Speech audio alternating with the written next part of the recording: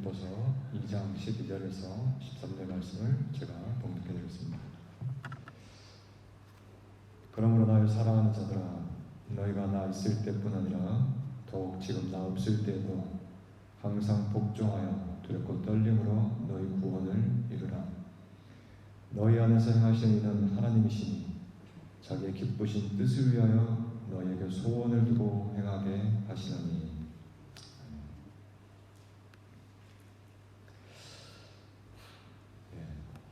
우리가 이 세상을 살아갈 때요, 의식을 하든 그렇지 않든 특정한 렌즈를 통해서 이 세상을 이해하고 해석하게 되어 있습니다. 이런 해석의 렌즈를 세계관이라고 해요. 벌써 30회가 넘어가는데요, 이 연속적인 설교의 목적은 바로 그리스도인으로서 우리가 갖추어야 할 기독교 세계관을 만들어가는 데 있다라고 여러 차례 설명을 드렸습니다. 이미 이제 그러한 렌즈를 갖추고 계신 분이라면 말씀에 비추어서 그 렌즈의 초점이 조금 더 뚜렷해지도록 그렇게 교정하는 데 목적이 있다고 할 수 있겠죠. 그래서 지난달에는요, 우리가 하나님을 어떤 분으로 인식하느냐, 즉 어떠한 신간을 가져야 하느냐, 그리고 그 하나님이 이 땅 가운데 이루고자 하시는 나라는 어떤 나라를 말하는 거냐, 나아가서 그 나라의 모든 영역 속에 미치는 그분의 주권을 배제하고 우리의 신앙을 과연 논할 수 있느냐, 이런 문제를 살펴봤죠. 중요한 문제입니다. 자, 그 연장선에서 우리가 좀 더 생각해 봐야 할 주제가 있는데요, 바로 신자의 자유입니다. 곧 하나님의 백성이 누리게 되는 자유가 무엇을 말하는지 생각을 해봐야 해요. 이 문제가 왜 중요하냐면 흔히 이런 오해를 하기 때문이에요. 정말로 우리가 죄악의 노예가 되어서 그 권세 아래 종노릇하고 있었는데 하나님이 우리를 거기서 해방시켜서 그 나라를 이루셨다면, 그럼 나는 이제 노예가 아니라 주인이 되어야 맞는 건데, 예수 그리스도라고 하는 대상을 주님이라고 부르면서 그분을 통해 행사되는 하나님의 주권에 순종해야 한다고 가르치니까 이건 뭐 대상만 바뀐 거지 실제로는 자유하지 않는 게 아니야 라는 거죠. 여러분은 어떻게 생각하십니까? 답변이 쉽지 않을 텐데요. 여러분 각자가 어떤 답변을 가지고 있든 사실은 우리 모두 인정하는 한 가지 사실이 있습니다. 바로 우리 모두 자유해야 한다는 거죠. 그러면 자유가 뭘까요?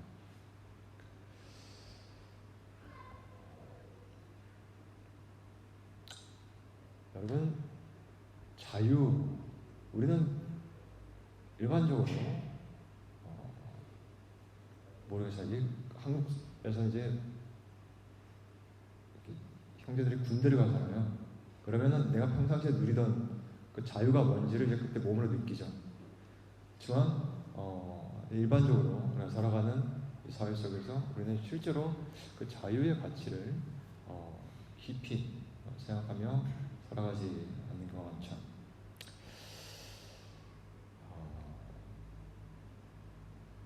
이 자유가 무엇인지를 오늘 우리가 성경에서 자주 만나는, 특별히 말씀 시간을 통해 자주 만나는 인물인데요, 바울이라는 사람을 통해 조금 생각을 해보려고 합니다.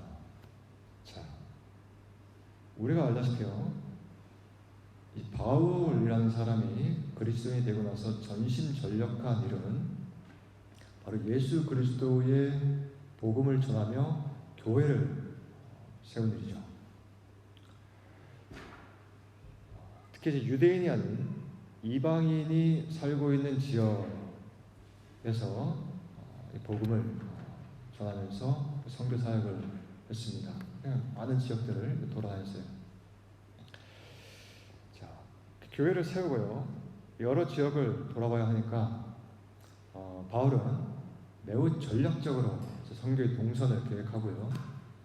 그리고 자신의 주 활동 무대였던 이 아시아에서 복음 사역을 이어가려고 했죠.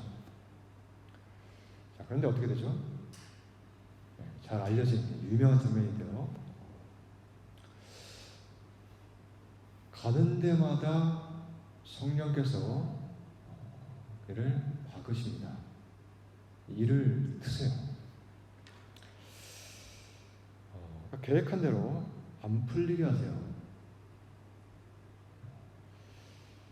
오늘 우리 전사님도 그런 이제 삶의 이야기를 좀 나눠주셨는데, 여러분도 살다가 그런 상황을 만날 때가 있지 않습니까?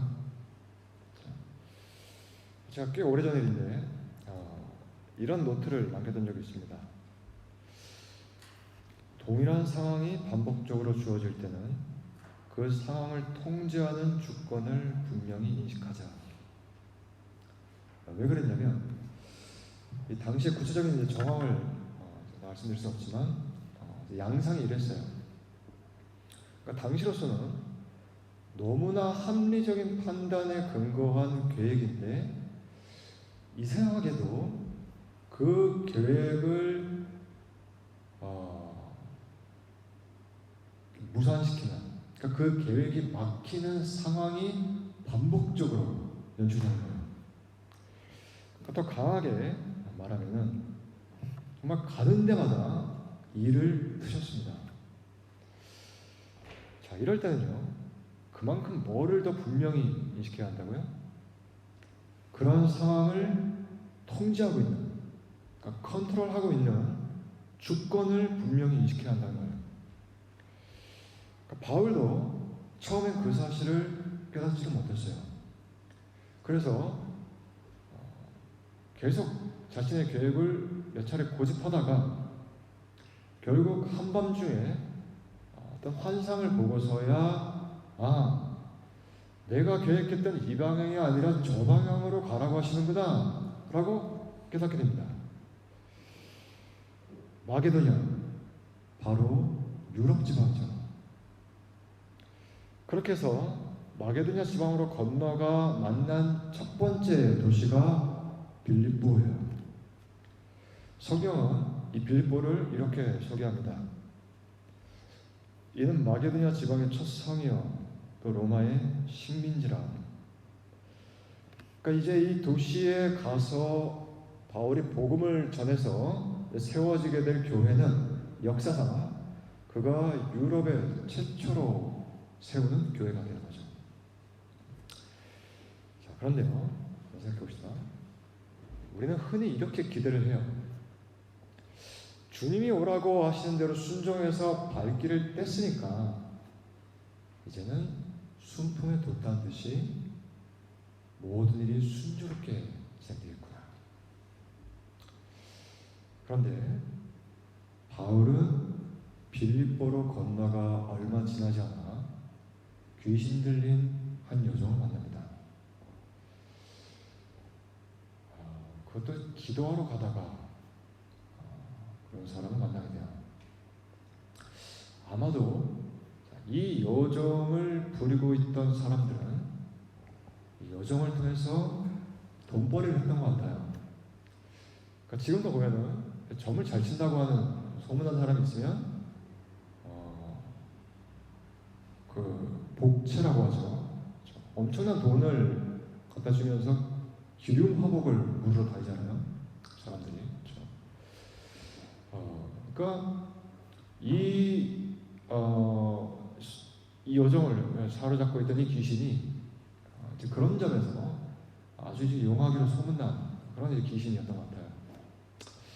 그런데 자, 이 귀신이 이제 완전히 그 장악하고 있는 이 여종은 말 그대로 사회적 신분이 슬레이브였어요. 그러니까 뭐 이 결혼하던 젊은 여성이었거나 아니면 좀 더 어린 소녀였을지도 모르겠습니다. 아무튼 신통방통하게 점을 잘 쳤던 것 같아요. 그런데 여종이니까 그 복체가, 그 돈이 다 어디 가겠어요? 고스란히 주인이 가는 거예요. 그렇죠? 그러니까 이런 이해관계 속에서 이용당했던 겁니다. 그럼 바울이 왜 이런 귀신 들린 사람을 만난 게 문제가 됐냐? 자, 이 귀신이 이제 바울이 누군지를 알아보고 이렇게 소리치게 만듭니다. 이 사람은 지극히 높은 하나님의 종이다. 이 사람은 구원의 길을 너희에게 전하는 자다. 이렇게 계속해서 따라하면서 소리치게 만들어요. 그러니까 자, 틀린 말은 아닌데 계속 그렇게 생각해 보세요. 따라하면서 그렇게 귀신 들린 사람, 여러분 귀신 들린 사람 만나봤어요?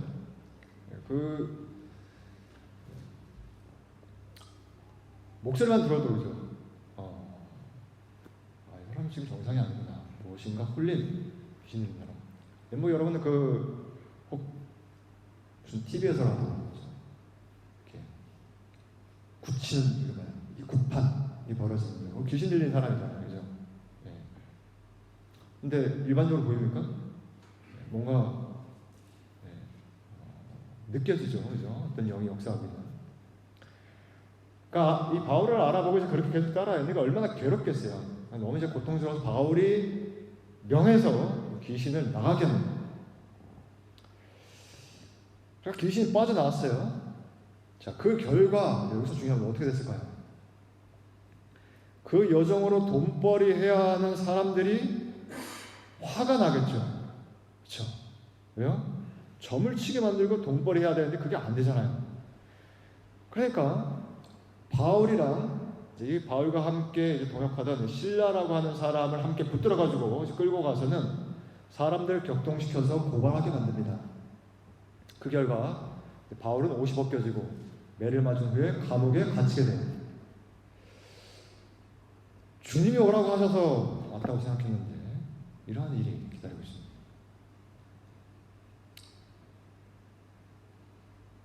귀신 들린 사람을 귀신으로부터 자유케 했다가 자신은 정작 감옥에 갇히는 신세가 된 거죠. 자, 그런데 그곳에서 한밤중에 바울은 실라와 함께 기도하면서 하나님을 찬송하기 시작합니다. 이게 그냥 두 사람이 흥얼거리는 정도가 아니고요. 그곳에는 죄수들이 들을 정도로 그렇게 하나님을 찬송했어요. 자, 그때 놀라운 일이 일어납니다. 바로 그 일대 땅이 흔들리는 지진이 일어나요. 그러니까 감옥에 있던 건물의 터가 진동해서 그 감옥의 문이 견디지 못하고 열리게 되는 사건이 일어납니다. 이런 종류의 이런 사실 성경만 보도하는 사건이 아니고요. 선교 현장에서 일어나는 일입니다. 그러니까 하나님이 복음의 전파를 위해서 직접 개입하실 때에 초자연적인 현상들이 일어나는 거죠. 이제 여기서 이제 놀라운 흥미로운 장면이 뭐냐면 이때 감옥을 지키던 간수가요. 한밤중이잖아요.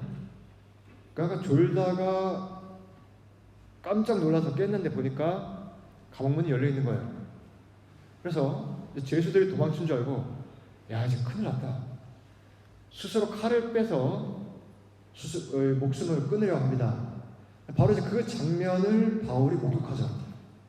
그래서 우리가 그대로 있으니까 그렇게 하지 말라고 소리칩니다.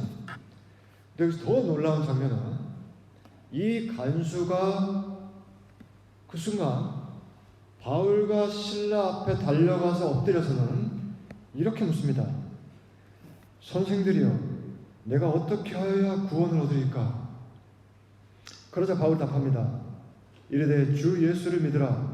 그리하면 너와 내 집이 구원을 얻으리라. 자, 이런 식으로 진행된 에피소드에서 여러분이 보시기엔 누가 자유합니까? 감옥에 갇힌 바울입니까? 아니면 감옥에 갇히지 않았지만 바울에게 찾아가 엎드려 구원의 길을 물은 간수입니까? 자유의 개념이 조금씩 들어온가요? 자, 세월이요 흐릅니다. 바울이 그러한 첫 번째 경험을 하고 나서 세월이 흘러요. 이제 인생의 말년으로 접어들어가던 바울은 또 다른 감옥에 수감됩니다. 아마도 로마에서 수감되었을 때가 아닌가 싶은데요. 그곳에서 바울은 십수년 전에 갇힌 적이 있던 그 빌립보를 떠올리며 그곳에 세워진 교회에 편지를 보내죠. 바로 오늘 우리가 읽은 빌립보서입니다. 이제는 교회가 성장해서요, 감독과 집사와 같은 여러 직분자가 세워지고 서로 함께 섬기는 공동체가 되었죠. 그리고 시간이 흘렀지만 바울은 그들 안에서 시작된 이 구원의 역사를 생생하게 기억하면서 이렇게 진술합니다. 너희 안에서 착한 일을 시작하시니가 그리스도 예수의 날까지 이루실 줄을 우리는 확신하노라. 자, 오래전에 세워진 빌립보 교회, 바로 신앙 공동체가 예수 그리스도가 다시 오시는 그날에 구원의 완성에 이르게 될 텐데요. 그 일을 누가 이루실 줄을 확신한다 라고 하냐면 하나님이 그 일을 이루실 줄 확신한다 라고 합니다. 그분이 이루신다는 거예요. 그런데 바울은 잘 들어보세요. 그렇기 때문에 빌립보 교인 너희들은 하나님이 이루시도록 가만히 있으면 된다고 하는 게 아니라 항상 복종하여 두렵고 떨림으로 너희 구원을 이루라고 합니다. 오늘 우리가 읽은 본문이죠. 그러므로 나의 사랑하는 자들아, 너희가 나 있을 때뿐 아니라 더욱 지금 나 없을 때에도 항상 복종하여 두렵고 떨림으로 너희 구원을 이루라. 도대체 뭡니까? 하나님이 너희 구원을 이룬다라고 하면서 동시에 너희에게 이루라고 합니다. 자, 여기서 우리말 성경은요, 둘 다 똑같이 이루다라고 하는 단어로 번역해 놓았기 때문에 이렇게 같은 의미를 가지는 표현으로 이해되기가 쉬운데요. 이게 하나님이 이룬다라고 할 때 그 이루다는 완성하다 또는 끝맺다라는 의미를 가지고 있고요. 그리고 우리가 이룬다라고 할 때 그 이루다는 문맥적으로 보면요, 그 완성에 이르기까지의 과정에서 이미 시작된 구원의 은혜가 드러나도록 일한다는 의미를 가지고 있습니다.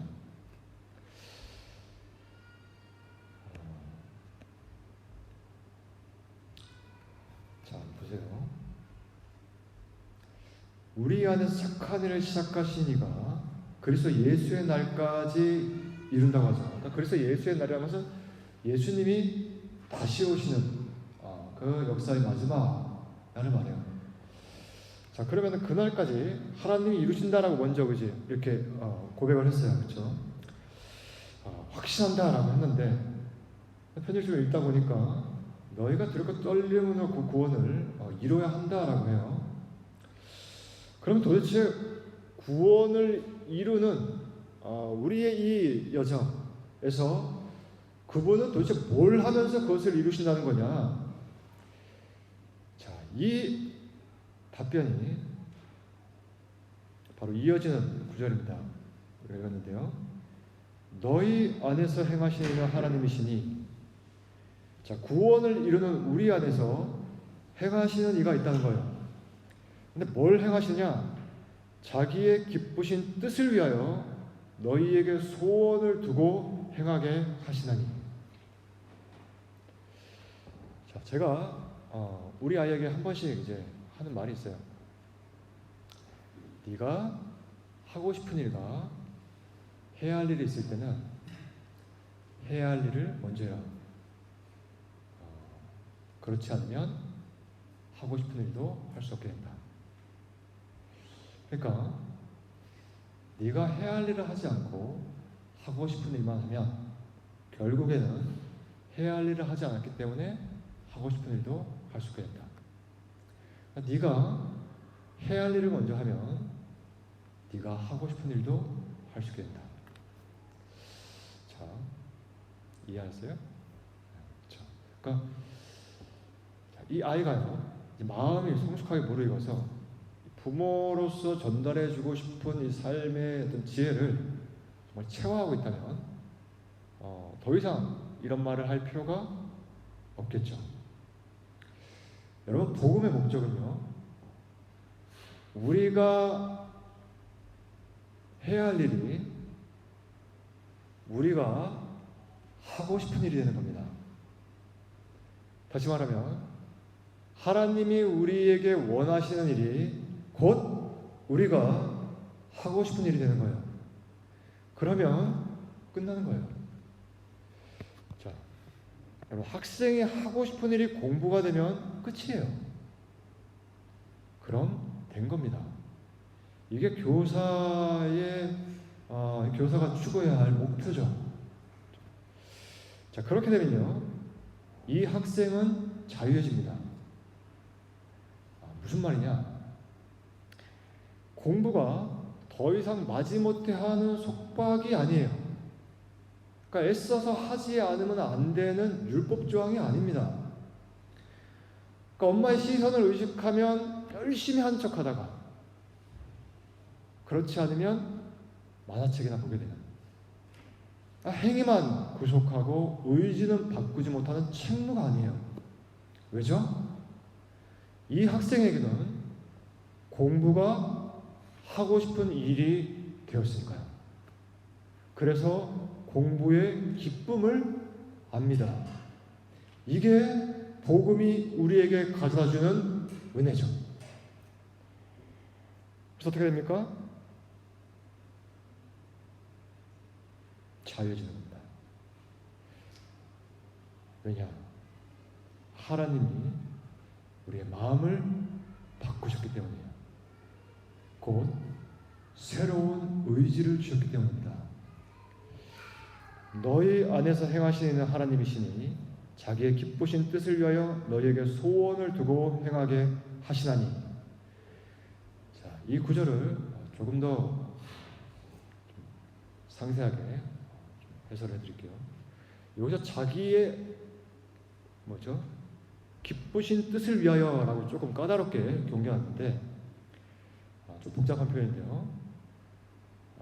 직역을 하면 단순하게 기쁨을 위해서입니다. 그러니까 원문에는 누구의 기쁨을 위해서인지가 없어요. 근데 이 문장의 주어가 이제 하나님이기 때문에 이제 구문상 그분의 기쁨을 위해서가 되는 거죠. 곧 그분의 기쁨이 내가 추구하는 목적이 된다는 겁니다. 그분의 기쁨인데 그것이 이제는 내가 소원하는 나의 기쁨이 되는 거예요. 놀랍지 않습니까? 이 짧은 이 문장 속에 어마어마한 말을 하고 있는 거예요. 자, 그러니까 이상하게 내 안에서 새로운 의지가 일어나는데요. 이 의지가 움직이는 방향을 따라가 보니까 하나님의 기쁨입니다. 바로 이러한 상태, 그러니까 우리 속에서 일어난 이 의지를 따라갔는데 하나님의 기쁨에 이르게 되는 바로 이러한 상태를 두고 우리는 자유라고 합니다. 누구도 그렇게 하라고 강요하지 않았어요. 외부적으로 강압하는, 속박하는 그 모든 형식들은 우리는 이렇게 만들 수 없습니다. 우리 안에서 그 변화가 시작되어야 해요. 그러니까 학생의 소원이 공부가 되면 학업의 목적이 이루어지듯이 신자의 소원이 하나님의 기쁨이 되면 신앙의 목적이 이루어집니다. 자, 다시 한번 말씀드릴게요. 방화정답 분들도 계시니까요. 자, 잘 들어보세요. 학생의 소원이 공부가 되면 학업의 목적이 이루어지듯이 신자의 소원이 하나님의 기쁨이 되면 신앙의 목적이 이루어집니다. 자유해지는 거죠. 예수 그리스도의 복음을 통해 이러한 변화가 마음에 일어나기 전에는 모든 게 억지예요. 자유가 아니죠. 그때는 찬양과 기도와 봉헌과 설교와 모임과 등등 어떠한 예배를 드리더라도 형식에서 시작해 형식에서 그칩니다. 다 형식이에요. 그냥 엄마의 시선만, 그러니까 교사의 시선만 의식하며 공부하는 척하면 결국에 학업이 망치듯이, 그죠? 겉으로만 흉내내며 이러한 의식을 이어가면 우리의 신앙은 종교생활로 전락합니다. 그러면 어떻게 합니까? 우리 안에서 그분의 역사가 시작되어야 해요. 그래서 우리의 마음이 바뀌어야 합니다. 사람은 바라는 걸 행하게 돼 있어요. 바라는 거는 누가 뭐라 하지 않아도, 외부적인 다른 동기부여가 없어도 내 안에서 일어나는 동기 때문에 하게 돼 있잖아요. 사람은 바라는 걸 행하게 돼 있어요. 그게 우리 마음의 작동 원리입니다. 그러니까 이러한 메커니즘을 아시는 하나님은 먼저 우리에게 원함을 주시고 행함을 이루시는 거예요. 뭐라고요? 원함을 주시고 행함을 이루십니다. 거꾸로가 아니에요. 우리의 행동을 뜯어 고쳐서 우리 마음을 바꾸시는 게 아니라, 말한 거죠. 우리의 마음을 바꾸셔서 우리의 행동을 바꾸십니다. 그래서 원함과 행함이라는 두 가지 동사가 여기에 함께 사용되고 있는 거예요. 하나님은 너무 잘 알고 계시죠. 진정한 변화가 어떻게 일어나는지. 그러한 변화가 일어나지 않으면 행복을 추구하지만 그분의 기쁨에는 가닿지 않는 행복만 추구하게 되거든요. 최근에 우리 이제 리더 집사님들과 소그룹을 섬기기 위해서 행복이라는 주제로 많은 이야기를 나누었습니다. 집사님들이 많이 고민하면서 여러분들을 섬기고 계세요. 그런데 그 자리에서 자주 거론됐던 이제 예가 뭐냐면, 우리 김 집사님이 꺼내주신 치킨 이야기인데, 여러분 갓 튀겨서 나온 치킨 한 조각을 먹는 순간 어때요? 행복하죠. 저의 경우는 별로 맛없는 식사를 해도 마지막에 케이크 한 조각을 먹으면 행복했어요. 그런 시절이 있었습니다. 여러분, 그런데 그 행복이 몇 분 갈까요? 혹시 여러분은 그러한 행복을 3일 동안 중단 없이 누려본 적 있습니까? 3일이 뭐예요? 30분도 넘어가지 않습니다. 문제는 여기에 있습니다. 아니, 더 정확히 말씀드리면 문제는 30분짜리 행복을 주는 케이크나 치킨에 있는 게 아니고요. 그 30분짜리 행복에서 멈추지 않으려는 사람의 마음이 결국 무엇을 원하는지 우리가 모르고 있다는 거죠. 그래서 과거에 제가 신입생일 때인데 선배들이 점심을 사준다고 중국집에 들어갔어요. 점심시간이니까 얼마나 배가 고파요. 그리고 이제 게다가 학생들이 이제 몰리잖아요. 그러니까 주문을 해도 음식을 이제 음식이 이제 바로 나왔을 리는 없는데 기다림 끝에 아주 잘 이렇게 튀긴 고기에 그 달콤한 소스를 얹어 놓은 탕수육이 등장했습니다. 그림이 그려지죠. 그러니까 이제 노란 그 나무젓가락으로 노란 단무지만 이렇게 주워 먹으면서 허기를 채우고 있던 차에 그 따뜻한 열기가 느껴지는 그 탕수육 한 조각을 입에 넣습니다. 자, 그 탕수육 한 조각을 넣는 순간에 같이 있던 다른 이제 신입생 친구가 이렇게 말했어요. 끝나지 않았으면 좋겠다. 이 행복이. 공감이 되죠. 누가 그 말에 공감하지 않겠어요? 우리 모두는 압니다. 그게 어떠한 행복인지. 그런데 우리 모두는 압니다. 그 행복이 얼마나 짧은지. 여러분, 이 짧은 행복이 잘못되다는 게 아니에요. 이 행복을 알지 못하면 사람이 궁극적으로 갈망하는 그 행복을 바라지 않습니다. 여러분, 잠시의 이 허기를 채워주는 음식을 먹었을 때의 행복이 그 정도라면 여러분 속에 있는 멈추지 않는 허기를 채우는 그 멈추지 않는 그 배고픔, 그 목마름이 채워질 때 행복은 어느 정도일까요?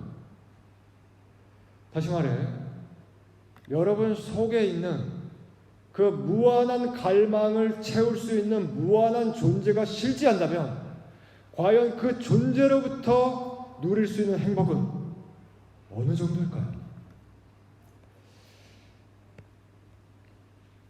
그래서 이런 말이 있습니다. 창기를 찾아가서 문을 두드리는 사람은 사실 하나님을 찾고 있는 것이다. 이해가 좀 그렇긴 한데요. 그러니까 몸을 파는 사람을 찾아가서 문을 두드리는 사람도 결국 누굴 찾는다? 하나님을 찾고 있다. 라는 거예요.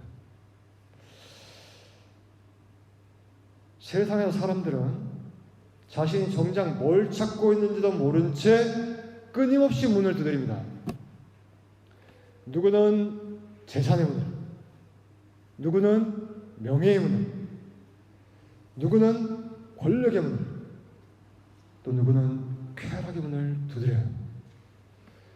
그러나 돈과 명예와 권력과 쾌락 그 정점 어디에 이르러도, 그러니까 이 우주 전체를 그 마음에 갖다 쏟아 부어줘도 사람은 허기와 갈증을 느낍니다.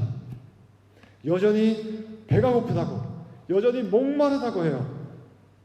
도대체 사람이 무엇을 찾고 있기에? 왜 그럴까요? 왜 그럴까요?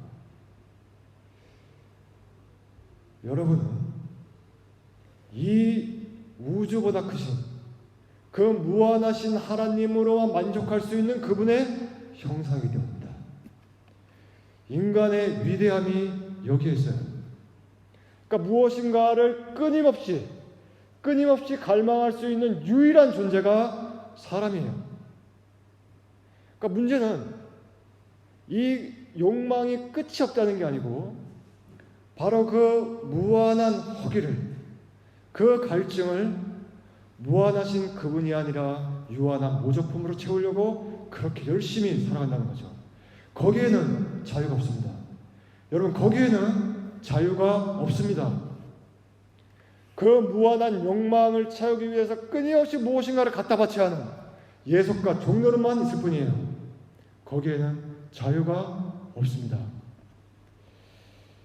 그렇게 하나님이 아닌 다른 대상을 끊임없이 추구할 수밖에 없는, 다시 말해 죄악에 불강력적으로 반응하게 되는, 그저 죄악에 질질 끌려다닐 수밖에 없는 삶을 살게 되는 거죠. 그러나 자유는 하나님의 사랑을 거부할 수 없을 때, 즉 세상의 죄악이 아니라 그분의 은혜에 불가항력적으로 반응하는 마음을 가질 때만 누릴 수 있는 상태인 거죠. 다시 빌립보로 돌아옵시다. 그렇습니다. 그 옛날에 빌립보 옥중에 갇혀 있을 때 한밤중에 복받쳐서 올려드린 찬송은 바로 그 은혜에 반응하는 마음을 가진 자만 올릴 수 있는 예배였죠. 누가 그런 일을 감옥에서 시킨다고 하겠어요? 그렇죠? 그러므로 바울은 옥중에 있었으나 자유했습니다. 그러나 그 바울을 지키던 간수는 옥중에 있지 않았으나 자유해지기를 원했죠. 선생들이여, 내가 어떻게 하여야 구원을 얻으리까? 이르되 주 예수를 믿으라. 그리하면 너와 네 집이 구원을 얻으리라. 세상에서 소망이 안 보인다고 스스로 목숨 끊지 마라. 내 주인은 로마 관료가 아니라 주 예수다. 내 주인은 직장 상사가 아니라 주 예수다. 내 주인은 이 세상 그 어떤 권세가 아니라 주 예수 그리스도다. 결정권자는 저들이 아니라 그분이다. 믿습니까? 그럼 누가 자유합니까? 예수 그리스도의 복음을 가진 자죠. 곧 하나님이 그 마음에서 일하시는 자. 그래서 그분의 기쁨을 비로소 나의 기쁨으로 소원하는 자죠. 이처럼 예수님을 만나면 우리는 자유해집니다. 그러므로 어디에 있든지, 여러분 무슨 일을 하든지 하나님의 기쁨을 소원할 수 있는 자유를 누리시기를 주 예수 그리스도의 이름으로 축원합니다.